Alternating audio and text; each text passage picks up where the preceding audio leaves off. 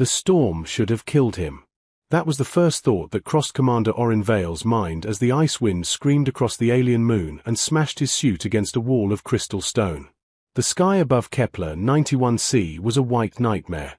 Lightning flashed sideways through frozen clouds. The ground shook as if the planet itself wanted him gone. And then his suit alarm began to fail. Core temperature dropping. Power at 12%. Orin laughed once. Not because it was funny, but because humanity had crossed 23 star systems, only for him to freeze to death in a snowstorm. The human expeditionary fleet had sent him to survey ancient ruins detected beneath the ice crust. It was supposed to be simple: scan, record, return. But simple never stayed simple in deep space. A shockwave knocked him off his feet. His comm unit went dead. He was alone. Orin forced himself to breathe slowly. Panic wasted oxygen.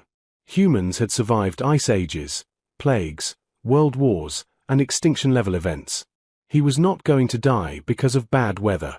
Through the blizzard, his visor caught a strange reading: heat. Not much, but enough. He pushed forward, dragging himself through the frozen chaos. The cliffs ahead looked like jagged teeth rising from the planet's mouth. Between two of them, there was darkness. A cave. He didn't think. He ran. The moment he crossed the threshold, the wind disappeared as if someone had shut a door on the universe. The sudden silence felt unreal. His suit lights flickered. Then something unexpected happened. Warmth. The air inside the cave was not freezing. It was cool, but alive. His visor fogged slightly as he stepped deeper in. And then he saw the light. Soft blue and green glows spread across the cave walls. Plants. Not earth plants. These were long, vine-like strands with tiny luminous pods that pulsed gently, like breathing stars.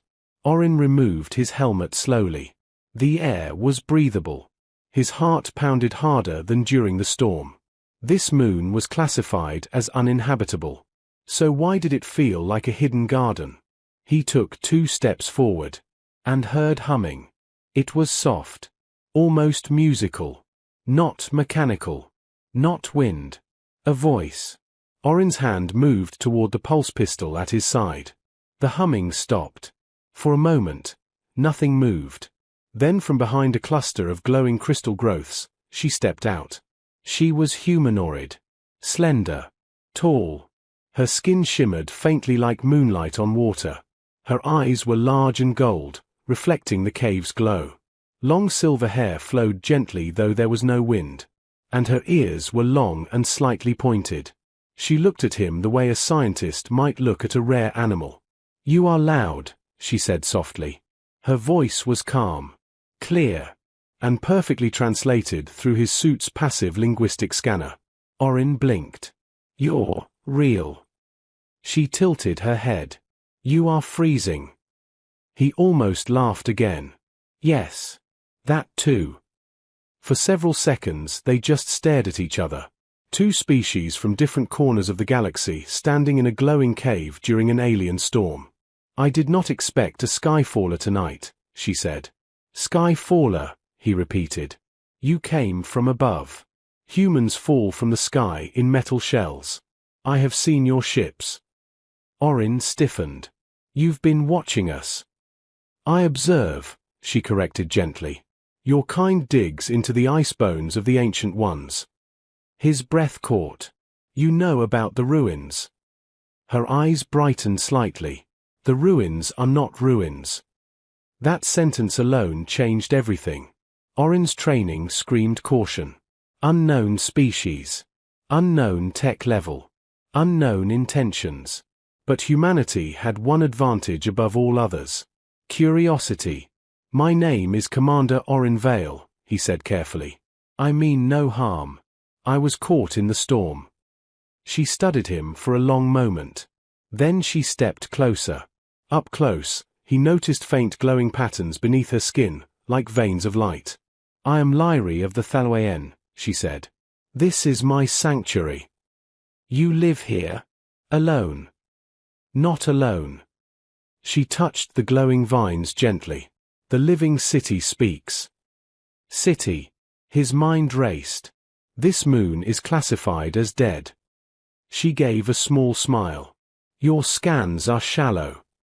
That stung. Human technology was advanced. Quantum drives. Planetary shields. Dyson energy collectors. Yet somehow they had missed an entire ecosystem under the ice. Because they looked only at the surface. Humans were brilliant. But they were also impatient. Lyrie walked deeper into the cave and motioned for him to follow. Your body temperature is unstable. The heart spring will restore you. He hesitated only briefly before following. As they moved deeper, the cave widened into something impossible. Living walls curved upward in elegant arcs. Vines formed structures like bridges and balconies. Crystalline trees hummed softly as warm water flowed beneath them. It wasn't just a cave. It was a hidden civilization. And it was alive. Steam rose from a natural thermal pool at the center of the chamber. Orin removed his damaged outer suit layers and sat near the water, letting warmth return to his limbs. His body shook as circulation returned. You should not have survived the storm, Lyrie said quietly. Humans are stubborn, he replied. She considered that. Yes. We have noticed. He looked at her sharply. We. The Thaloen are gardeners of worlds. We restore what destruction forgets. Terraformers. But different. More patient. More respectful. Why hide? He asked. She looked toward the cave ceiling. Because when your kind discovers something beautiful, you claim it. The words were not angry. They were factual. Orin had no immediate defense. Humanity had colonized dozens of systems. Some peacefully. Some not. But they also rebuilt ecosystems. Saved dying stars. United warring alien species under trade alliances. Humans were not monsters. But they were powerful. And power frightened others. We're not all the same, Orin said quietly. Lyrie studied him. Prove it. Before he could answer, the cave trembled. Not from the storm. From something else. His wrist console flickered back to life briefly. Incoming signal burst. Encrypted. Human military frequency. His heart dropped. They had detected something. And when humanity detected something unknown, they sent fleets. Lyrie's eyes narrowed slightly. You called others. No, he said immediately. But they will come looking for me. Above the ice, beyond the storm, humanity's ships orbited silently. And deep beneath the surface, an ancient living city waited. 2 civilizations. One hidden. One unstoppable. And a single human caught between them. The storm outside began to weaken. But something far more dangerous was coming. And humanity had never met a mystery it didn't try to solve. The storm above the ice began to fade. But the real storm was only beginning. Commander Orin Vale stood at the edge of the thermal spring, staring at the flickering signal on his wrist console. The message was short, automatic, and dangerous. Commander Vale, this is Fleet Command. We have detected unknown energy signatures beneath your last known coordinates. Hold position. Reinforcements inbound. Reinforcements. Lyrie watched his face carefully. She did not understand every word, but she understood tone. Humans were loud with their emotions, even when silent. They are coming, she said quietly. Yes. How many? He hesitated. If Fleet Command thinks there's advanced alien technology under the ice, not just a few. Lyrie's glowing patterns dimmed slightly. The living walls around them pulsed slower, as if the city itself felt tension. The Thaloen do not wage war, she said. That's good, Orin replied. Because humanity does. He didn't say it with pride. He said it with honesty. Above the planet, 3 human cruisers dropped out of orbit and descended through thinning clouds. Their hulls burned bright against the sky. Defense grids activated. Scanners penetrated the ice. Humans were curious. But they were also prepared. Inside the cave, Orin forced himself to think clearly. Panic solved nothing. Humanity's greatest strength was not firepower. It was adaptation. Lyri, he said carefully. If my people scan too deep, they'll find this city. Once they see it, they won't ignore it. She nodded slowly. They will claim it. Some will try. Others will argue to protect it. Humans are divided creatures. And you? He looked around at the glowing architecture, the warm spring, the quiet beauty hidden beneath frozen death. I choose protection. For a long moment, she studied him. Then she made a decision. Come? She led him away from the thermal spring and into the deeper heart of the living city. The walls began to glow brighter as they approached a massive chamber shaped like a dome. At its center stood something different from the rest. A structure made of crystal and living vines intertwined around a pulsing core of light. What is that? Orin whispered. The memory root, she said. The ancient ones placed their knowledge here. His pulse quickened. Human science teams would dismantle this piece by piece. But humans were also capable of something else. Cooperation. What if, he began slowly, instead of hiding from them, we impress them? Lyri's ears twitched slightly. Explain. Orin paced once, thinking fast. Humans respect strength, intelligence, strategy. If your people reveal yourselves as equals, not prey, not secrets, negotiations become possible. The Thalawen avoid exposure. You've been avoiding us for years, he said gently. But we're here now. And we're not leaving this system. That truth hung heavy in the air. Humans expanded. That was their nature. But expansion did not always mean destruction. Orin activated his console again, boosting the signal manually using remaining suit power. Fleet Command. This is Commander Vale. Cancel deep scan protocol immediately. Static. Then a voice. Commander. You're alive. We are detecting massive subsurface anomalies. Advise. He took a breath. It's not anomalies. It's a civilization. Silence. Repeat that, Commander. There is an intelligent species beneath the ice. Advanced bioengineering capability. Non-hostile. I am currently under their protection. Above the planet, Admiral Rhea Kor stood on the bridge of the lead cruiser. She was not a reckless leader. She was a veteran of 3 first contact events. Commander Vale, she said calmly, do they possess weapons? Orin looked at Lyri. She shook her head slightly. They possess control over the planet's biosphere, he answered carefully. And knowledge far older than ours. Another pause. Humans calculated risk quickly. Transmit visual proof, the Admiral ordered. Orin hesitated. This was the moment. Trust. He looked at Lyri. If we show them the city, there's no turning back. She stepped forward. Then let them see. Orin activated his helmet recorder and slowly turned in a full circle, capturing the glowing dome, the memory root, the living architecture breathing gently with light. On the bridge above, silence fell. One of the science officers whispered, "That's impossible." Admiral Kor's eyes narrowed, but not with aggression. With awe. "Commander," she said slowly, "you are standing inside a living megastructure." "Yes, Admiral." "And the inhabitants?" Lyri stepped into view of the camera. She did not look threatening. She looked calm, ancient, confident. "I am Lyri of the Thalawen," she said clearly. "You are loud travelers, but not without potential." Several officers exchanged glances. No fear. No hostility. Just direct contact. Admiral Kor leaned slightly closer to the display. "You speak our language." "We listen," Lyri replied. Orin felt something shift in the air. This was history. Not invasion.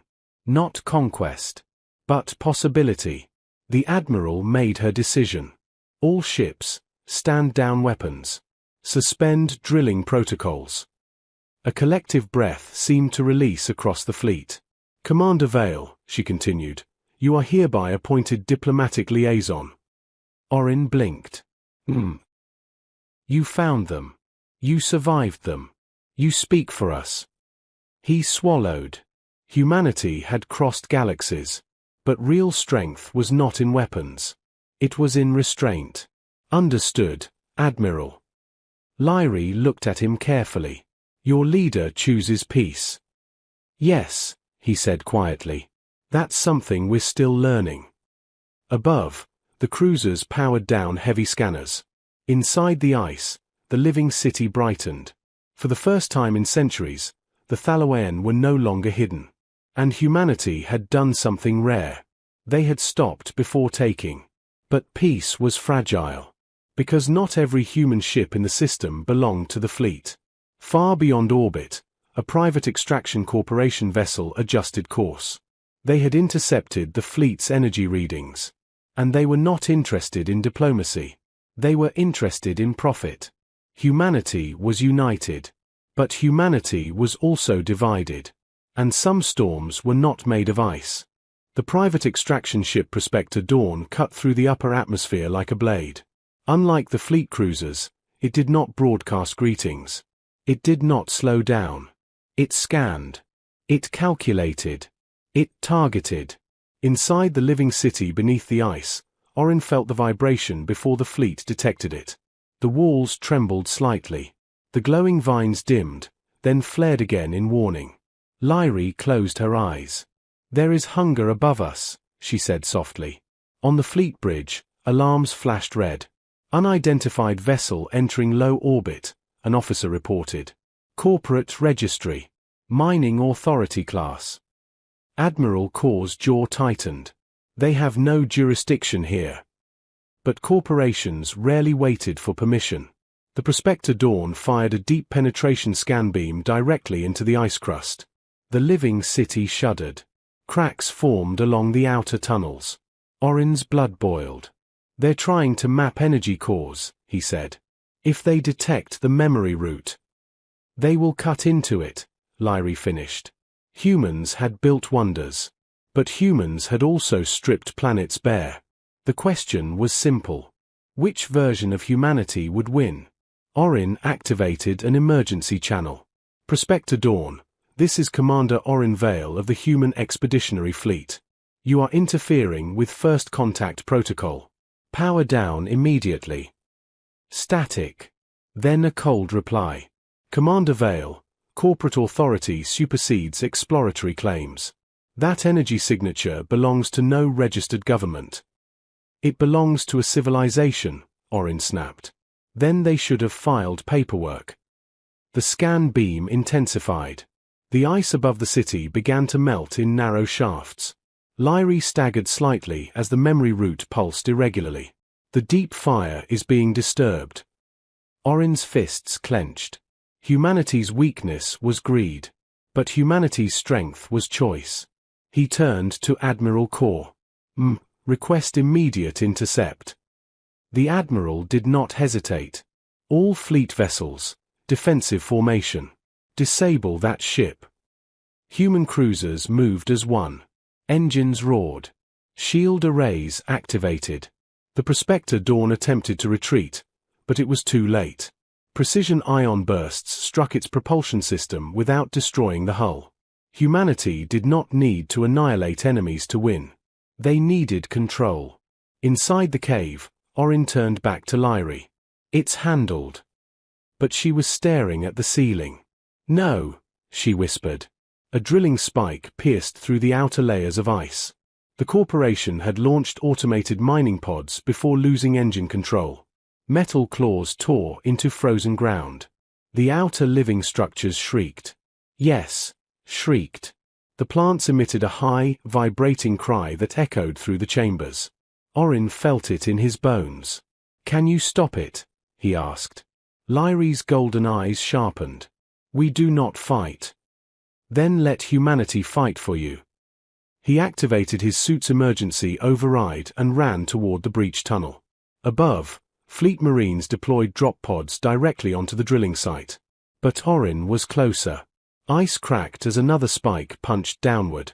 He reached the outer chamber just as a drilling pod forced its way through, unfolding mechanical limbs. Without hesitation, Orin grabbed a fallen crystal shard from the wall. It glowed faintly with bioelectric charge. He remembered something Lyrie had said. The deep fire connects root to star. If that was true, he slammed the crystal shard into the exposed control panel of the drilling pod. Energy surged. The crystal reacted violently with the machine's circuitry. The pod convulsed, then exploded outward in a shower of sparks and frozen debris. Orin fell backward, stunned but alive.